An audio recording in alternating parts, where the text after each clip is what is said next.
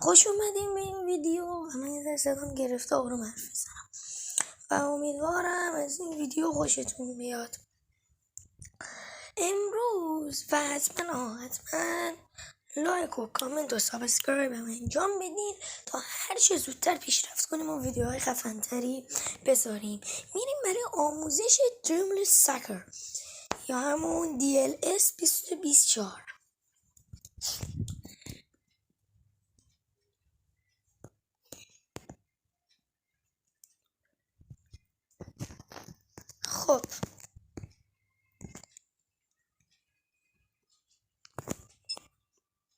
خب رفتیم و اگه شما میخواین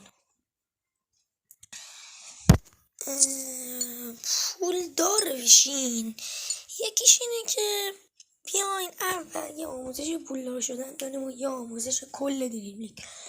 اول بیاین فری کوینا با یه فیلتر شکن خوب بیاین اینا رو پاس کنین و بعد هر روزی خیلی پول به شما میده. و این سناریوها هم بیاین حتما بریم. و ورزشگاه خیلی مهمه. من ورزشگاه حالا فعلا اوکیه، ورزشگاهتونم قوی، یعنی بونوسش رو بریم بالا که شما پول بیشتری بدهد. خب میریم برای آموزشش که اون فیلتر شکن که من گفتم برای اون فری کویناست. اینه اسم فیلتر شکن، فالکون وی پی اینه. من حالا در نگاهی به شما میگم که این فیلتر شکن رو برین نصب کنین، حالا از گوگل پلی برین نصب کنین، فروشگاه پلی، و برین حتما حالشو ببرین دیگه. خب میریم برای ادامه بازی. خب من الان تیمم اینه، تیمی که من الان در حال حاضر دارم اینه. و اول آموزشش میریم از همین اول شروع میکنیم. چالنج ها خیلی مهمه. چالنج ها رو حتما برین، دیلی، ویکلی، کریر، دریبلینگ لایو. اگه من اشتباه میکنم منو ببخشین. و چالنج ها حتما بریم و هرچه تیمتون قوی ترم باشه اینجا بازیکن طلای بیشتری برای شما میاره. مثلا کل طلایی کنی بازیکن طلای خیلی بیشتر میاره. دیریم درفتش که هنوز نیومده. چالش ها رو شما حتما برین، حتما اینو اونو همه چی رو برین. چالش و مالش و بله دیگه. خب حالا میرسیم این که تیم اینم که ترانسفر انجام مایکلو. اینجا یه دونه کاستومایز داره، یعنی میتونیم لباس بازیکن‌ها، لوگو، ناممون، پلیرمون و منیجرمون رو عوض کنیم. ترینینگ هم برای تمرینه. و اینجا یه دونه این ورزشگاهتون رو میتونین قوی کنین.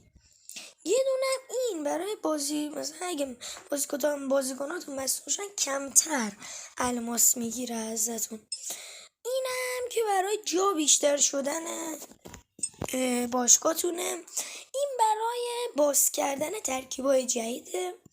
این خیلی مهمه. رو 2% 3% اگه برسه 10% خیلی پول به شما میده.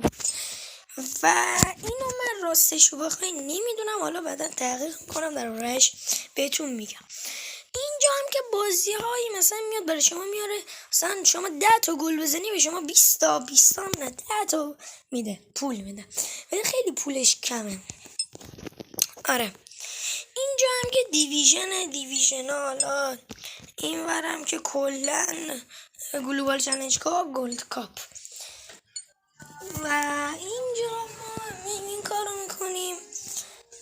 و دیگه بهتون بگم که الماس خیلی مهمه. دو بازی الماس حتما بازی کنین، یعنی به دست بیارین. و تو این بازی هایی که میرین هم مثلا اینه ورزشگاهتون، چمن ورزشگاهتون. الان چمن ورزشگاه من دایره‌ایه. من یه جوری گذاشتم که بفهمم اگه تو ورزشگاه خودتونه بازی کنین، وگرنه بازی نکنین. این و به 15 تا برسه به شما الماس میده. من خودم این کارو میکنم. و اینجا هم که گلد کاپ و گلوبال گفتم میریم. اینجا هم که من راستشو بخواین گفتم این اگه همه اینا رو انجام دیم 5 تا الماس به شما میده. مثلا تو کریرها خیلی خوبه 10 تا الماسیه. توی اینا هم خیلی خوب مثلا میگه 100 با ریشمز 10 تا گل بزن 150 تا بهت گل پاس یعنی پول میده. و اینم از این ویدیو آموزش. 2 تا ویدیو راستشو بخوایم، یه دونه آموزش بود، یه سی دیگه که داشت یادم میرفت این بود. اینجا هرچه اینجا این نمره‌ای که داره من میگه 83 و 8 هرچه این بیشتر باشه بازیکنای بیشتری توی طلای بیشتری توی از دورانتون میاره. چی بود توی ترنسفرتون، اینم واسم بگم. و دیگه رسیدیم با آخر پا این کار. و حتما چنل منو سابسکرایب کنین، چنل منو به دوستاتون نشون بدین تا اونا هم منو دنبال یعنی مشترک بشیم با هم. خب این شد 2 تا ویدیو، یه دونه آموزش پول دار شدن، یه دونه هم آموزش کل دریم لیگ. اگه از این ویدیو استقبال بشه من دریم لیگ های بیشتری میذارم، چالش میذارم، همه چی میذارم. پس از این ویدیو حمایت کنین. مرسی که تا اینجای ویدیو با من بودین و تا یک ویدیو دیگر و جذاب. خدا نگهدار.